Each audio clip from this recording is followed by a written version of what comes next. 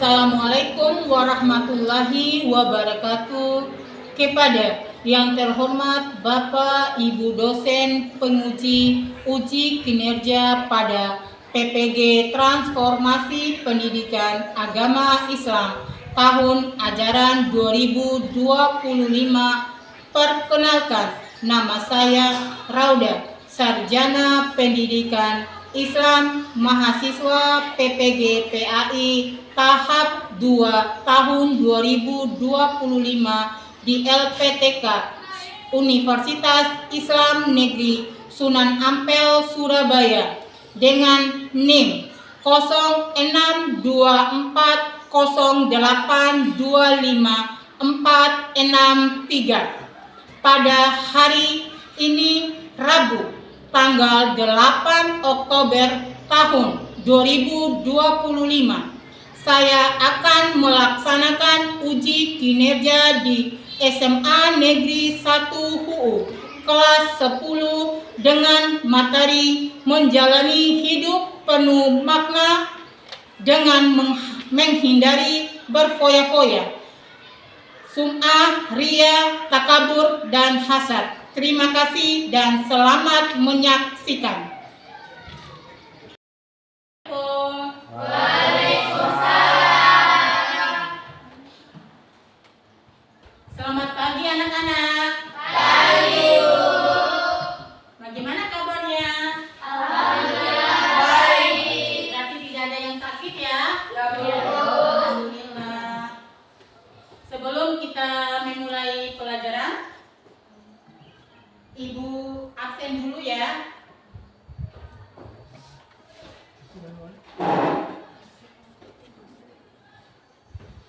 Dinda hadir. Putri Sinar hadir, Bu. Rahma hadir, Bu. Deden hadir, Bu. Haidi hadir, Bu. Sebelum kita memulai pelajaran, alangkah baiknya kita berdoa dulu ya. Ketua kelas silakan memimpin doa. Duduk siap. Sebelum kita belajar, mari kita berdoa. Berdoa mulai.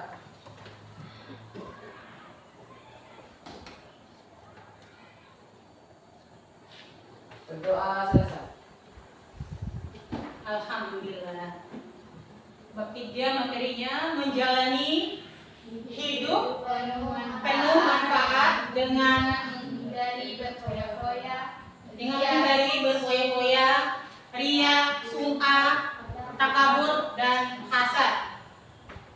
Oke. Tujuan pembelajaran di sini bab 3-nya adalah peserta didik dapat menganalisis pengertian dalil dan contoh perilaku berfoya-foya, ria, sum'ah, takabur, dan hasad dengan memfokuskan pada pemahaman konsep awal dan relevansi dalil. Oke, kita masuk ya ke materi selanjutnya. Sebelum Ibu memulai materinya, Ibu mau bertanya, dampak negatif perilaku berfoya-foya itu yang kalian di sekitar kita saja. Ada yang pernah mengalaminya? Bagaimana cara menghindarinya? Ada yang tahu? Tidak ada? Oke, berarti sudah paham. Oke, kita lanjut ya. Oke, di sini ada pengertian dalilnya. Ini mengenai dalil ya. Dalil di sini adalah segala sesuatu yang dijadikan landasan, bukti, dan petunjuk dalam menetapkan syariat Islam atau hukum Islam maupun kebenaran suatu ajaran. Dalam Islam, dalil itu terbagi dua. Ada dua ya. Yang pertamanya itu dalil apa? Dalil naqli. Dan dalil akli. Ya. Kalau dalil naqli itu bersumber pada Al-Quran dan hadis.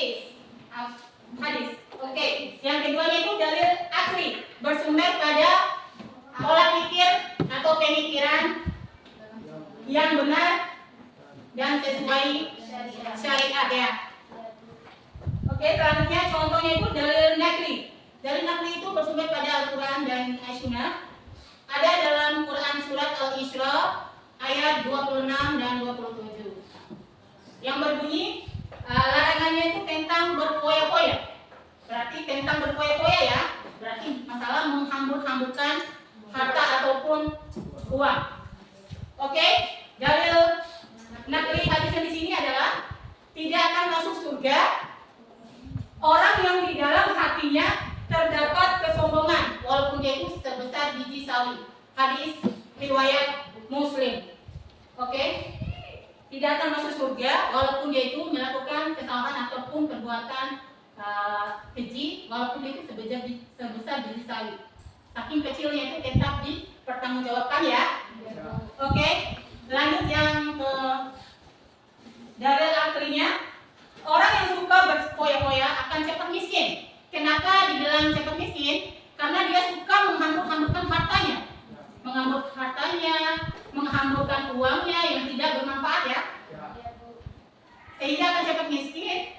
Sehingga akal sehatnya ini membenarkan larangan israf.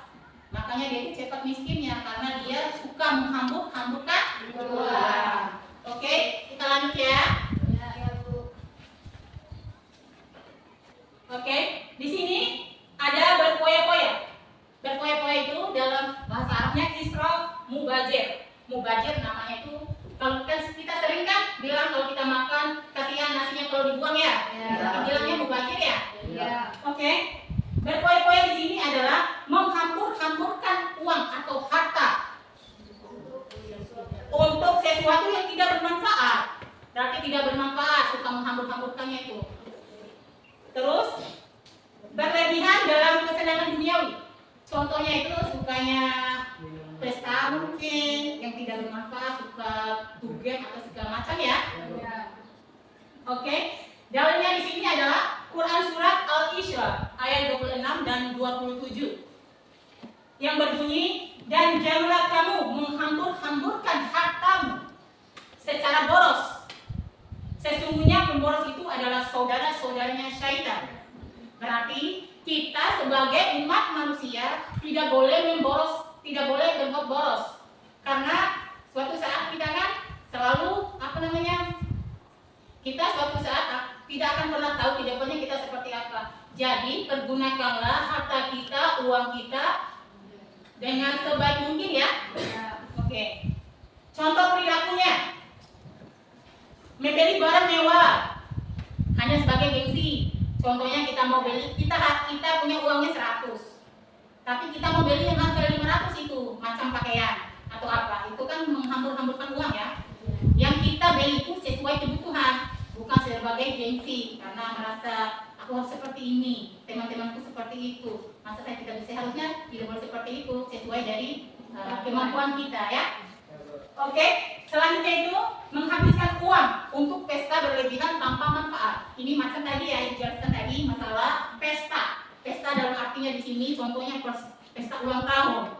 Sebenarnya kan dalam Islam kan tidak ada anjuran untuk merayakan ulang tahun ya. Setidaknya itu kita selamatan aja. Kita kasih ke orang yang membutuhkan, macam anak-anak kecil, macam seperti itu ya, kasihan yang yatim piatu. Seharusnya seperti itu aja. Syukuran misalnya seperti itu. Oke, paham? Paham. Oke, kita lanjut ya. Ya, di sini adalah ria. Ria di sini kan sering terjadi, bukan sering terjadi sih. Setiap manusia pasti memiliki ria, tapi setidaknya kita harus mengendalikan hati kita atau pikiran kita supaya tidak ria. Ria di sini berarti adalah beramal ibadah dengan tujuan agar dilihat, dipuji, atau dianggap hebat oleh orang lain, bukan karena Allah. Berarti semacam kita berbuat, misalnya kita sholat itu harus kita perlihatkan sama orang lain, padahal kan itu tidak perlu kan? Ya, bisa paham? Oke, kita lanjut lagi dalam Quran suratnya, dalilnya Quran surat Al-Ma'un ayat 6, yaitu tentang orang-orang yang berbuat ria. Ria itu menyombongkan diri ya. Oke, hadis riwayat Muslimnya, sesungguhnya yang paling aku khawatirkan atas kalian adalah syirik kecil, yaitu riya. Berarti riya itu syirik, termasuk syirik kecil. Ada yang tahu tentang syirik? Syirik itu macam menyekutukan Allah. Berarti kita kita percaya selain dari Allah, itu termasuk itu syirik ya, Ana ya? Oke, sudah paham? Ya, contoh perilakunya. Contoh perilaku riya. Contoh perilaku riya ini adalah tentangnya tadi ya, tentang sholat khusyuknya. Sholat khusyuk. Hanya ketika dilihat orang. Berarti kita itu tidak boleh sholat, tidak boleh memperlihatkan kekhusyukan kita kepada Allah, kepada orang lain. Ya. Yang keduanya itu bersedekah agar dipuji dermawan. Kalau kita bersedekah, kita bersedekah pakai tangan kanan, berarti tidak boleh tangan kirinya mengetahui ya. Berarti contohnya macam seperti itu Ana ya. Bersedekah agar dipuji dermawan, berarti di luar. Ya, nggak bisa ya. Oke, kita lanjutkan ya. Oke, sekarang tentang sum'ah. Sum'ahnya di sini adalah melakukan amal kebaikan agar didengar oleh orang lain, supaya bisa terkenal.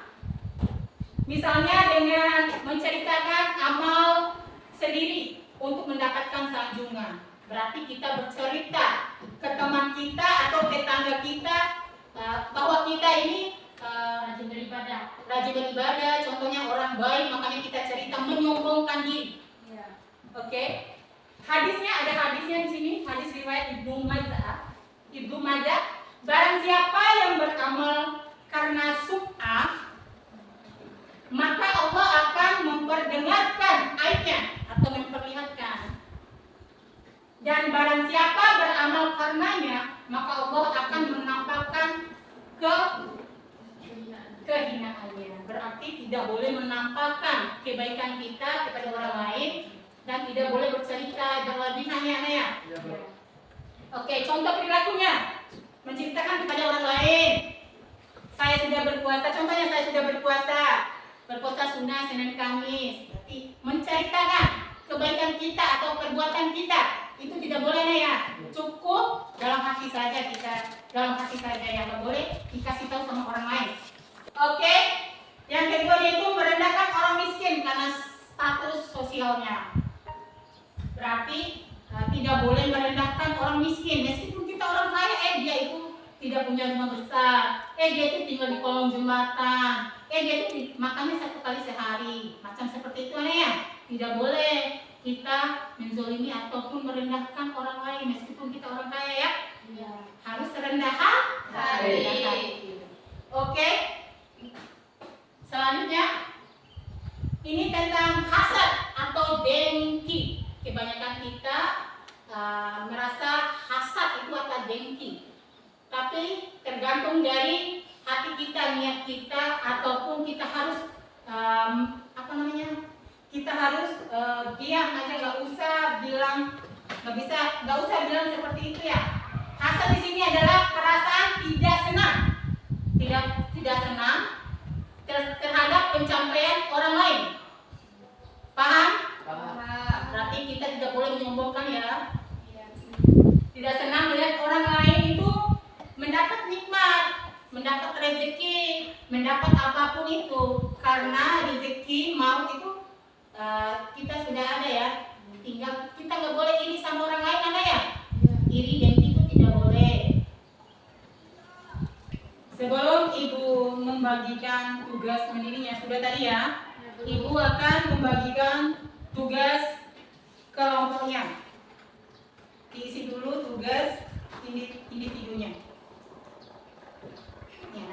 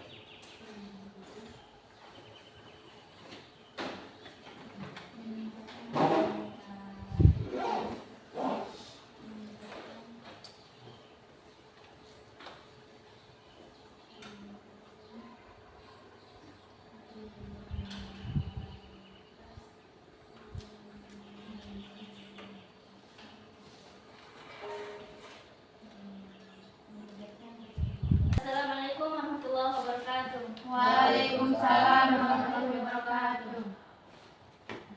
Perkenalkan, nama saya Putri Sinar sebagai moderator. Perkenalkan, nama saya Ayudhya sebagai materi. Perkenalkan, nama saya Fathani Izzati. Perkenalkan, nama saya Fathani Izzati. Perkenalkan, nama saya Dina Kartini. Silakan dipresentasi ya. Ya. Dampak negatif bagi diri berfoya-foya, ketergantungan pada kesenangan duniawi, pemborosan, tidak bisa menabung untuk kebutuhan mendesak. Ria, dampak negatif bagi orang lain atau masyarakat, menimbulkan rasa iri pada orang lain yang tidak mampu. 2. Ria, kehilangan pahala karena amal dilakukan bukan karena Allah. Menipu orang lain dengan berpura-pura baik. Sum'ah, dibenci Allah karena tidak ikhlas dalam beramal. Membuat orang lain merasa rendah diri.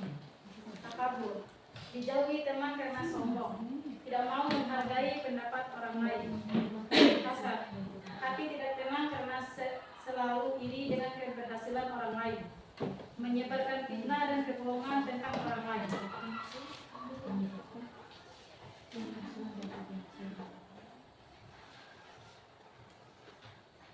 Cara menghindari berfoya-foya. 1. Memprioritaskan kebutuhan daripada keinginan. 2. Ria, niatkan segala sesuatu hanya karena Allah. 3. Sum'ah, fokus pada peningkatan kualitas ibadah, bukan kualitas.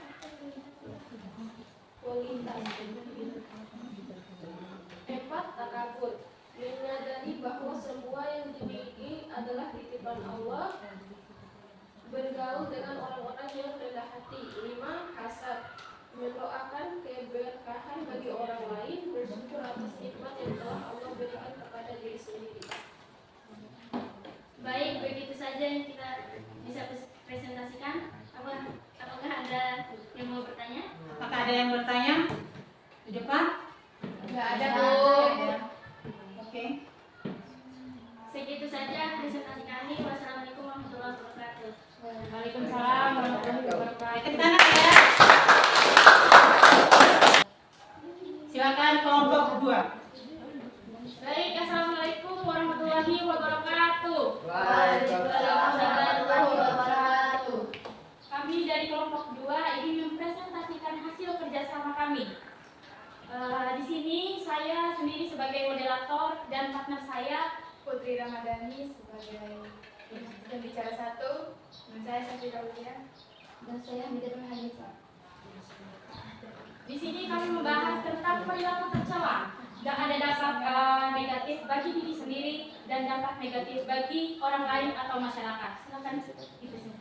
Baik, yang pertama berfoya-foya. Dampak negatif bagi diri sendiri yaitu ada kerugian materi, keterpurukan mental, stres, dan kecemasan. Dampak negatif bagi orang lain atau masyarakat. Pengaruh buruk meningkatkan kriminalitas, meningkatkan kecemburuan.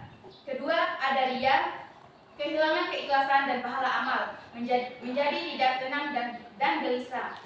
Dampak negatif bagi orang lain atau masyarakat, membuat orang lain merasa tidak nyaman dan tersinggung. Yang ketiga, sum'ah, dampak negatif bagi diri sendiri, menjadi sombong dan pamer, kehilangan kepercayaan diri yang sebenarnya. Dampak negatif bagi orang lain atau masyarakat, membuat orang lain tidak percaya diri. Yang keempat, takabur, menjadi dampak negatif bagi diri sendiri, menjadi angkuh dan tidak mau menerima nasihat. Dampak negatif bagi orang lain atau masyarakat, menghancurkan tali persaudaraan dan hubungan sosial. Yang kelima, dampak negatif bagi diri sendiri, hati menjadi gelisah dan tidak tenang, stres dan depresi. Dampak negatif bagi orang lain atau masyarakat, menyebabkan permusuhan dan kebencian. Itulah dampak atau dampak negatif perilaku tercela. Terus yang selanjutnya kami akan mempresentasikan perilaku tercela dan cara menghindarinya. Silakan dibaca.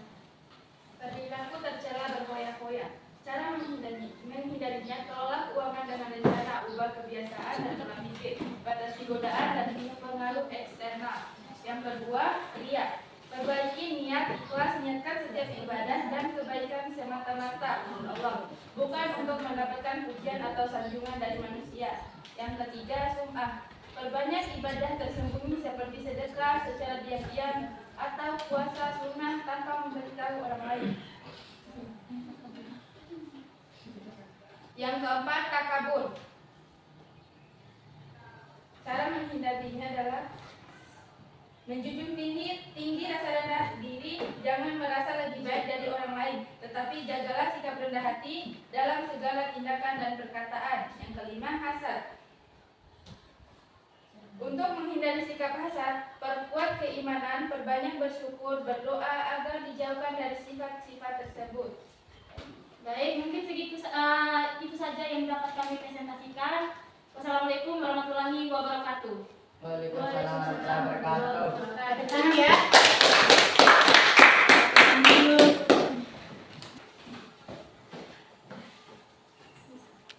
Assalamualaikum warahmatullahi wabarakatuh. Waalaikumsalam warahmatullahi wabarakatuh. Kami dari kelompok 3 ingin mempresentasikan hasil diskusi kami. Saya Rahma sebagai moderator dan di samping saya Muhammad Faiti sebagai materi 1. Saya Jainul materi 2. Saya dari materi 3.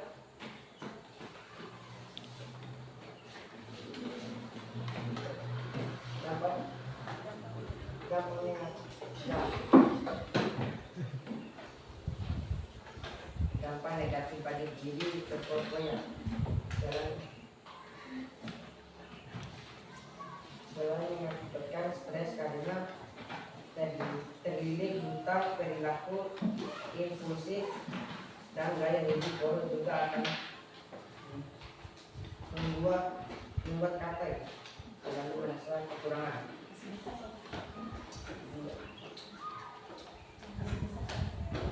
Ria, sulit mendapatkan taufik dan hidayah, selalu merasa tidak senang dan hilang di bawah. Ketidaktenangan hati dan hilang gaya kesyukuran dalam beribadah. Tidak sum'ah, dampak negatif pada diri, ketidaktenangan hati dan hilangnya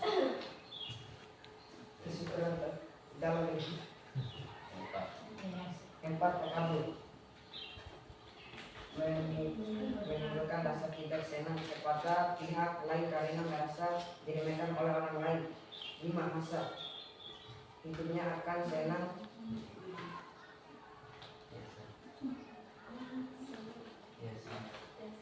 biasa nggak gelisah dan jarang sekali senang. baik, apakah ada yang mau bertanya? Kesimpulannya di sini adalah nomor 1, berfoya-foya menyebabkan seseorang lalai dari kewajiban, boros, miskin manfaat, dan hidup penuh kesia-siaan. Yang kedua, riya. Riya ini merusak nilai ibadah karena dilakukan bukan untuk Allah, hanya semata-mata, sehingga akan menjadi amal yang sia-sia. Yang ketiga, di sini adalah sum'ah, membuat seseorang ingin terkenal melalui amalnya, sehingga menumbuhkan kesombongan bagi diri sendiri dan hilangnya keikhlasan. Dan yang keempat, takabur. Takabur di sini menumbuhkan sifat meremehkan orang lain, ya, meremehkan orang lain, menolak kebenaran, dan serta menjadi penghalang masuk surga. Ya, secara umum dampak, secara umum atau nomor 5, hasad.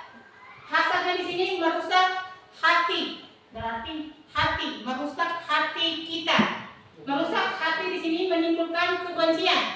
Kebencian, memutus silaturahmi dan menghapus kebaikan. Oke, secara umum dampak dari kelima perilaku tercela ini adalah nomor 1, bagi diri sendiri. Misalnya hati menjadi kotor bagi diri sendiri ya, hati bagi diri individunya. Hati menjadi kotor, amal ibadah tidak bernilai, jauh dari Allah, dan terhalang masuk surga. Terus bagi lingkungan masyarakatnya, itu bagi diri sendiri tadi ya. Sekarang bagi lingkungan, berarti keseluruhannya.